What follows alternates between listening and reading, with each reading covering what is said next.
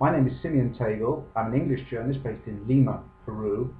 I write about a broad range of issues across Latin America, but specialise in environmental issues. As such, I think it was really inevitable that I would end up focusing in quite a big way on climate change in the region. When you start to look at environmental issues such as species loss, biodiversity and ecosystem conservation, or sustainable development, the interaction of human societies as they raise their standard of living with the natural environment, climate change is really the proverbial elephant in the living room. And I think as time goes by, its impacts are really going to start to dwarf those of more localized activities such as illegal logging in the Amazon.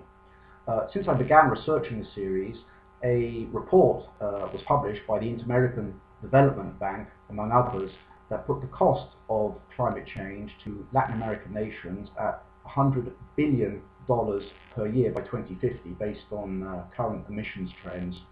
Those losses are going to come in a number of ways. They're going to include the loss of food exports, agricultural exports, the spread of tropical diseases to new geographical areas, and even loss of tourism. For example, in the Caribbean, there are spectacular coral reefs. Scuba divers and snorkelers come from around the world to visit them. Well, as sea temperatures gently rise, those reefs are gradually going to bleach and die off. And according to this report, that is going to cost Caribbean nations some $7 billion a year by 2050.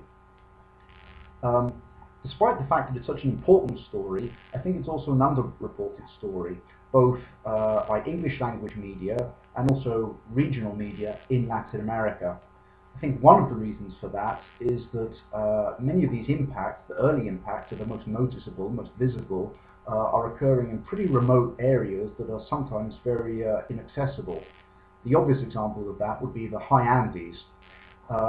For this series, one of the places I visited was the Ecuadorian Andes, and I went to a mountain, Antisana, one of the highest in Ecuador, to look at the glacier loss there.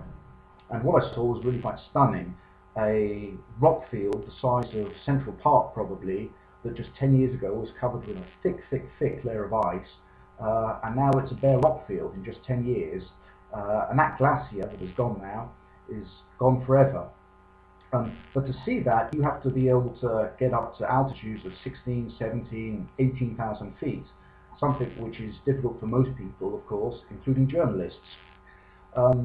That also got me reflecting, I think, on what is possibly one of the grand ironies of climate change, which is if some of these impacts were happening not in these remote geographical areas, these remote locations, but in downtown Washington, D.C., or New York City, for example, I think the public debate, at least in the US, on climate change would be very different.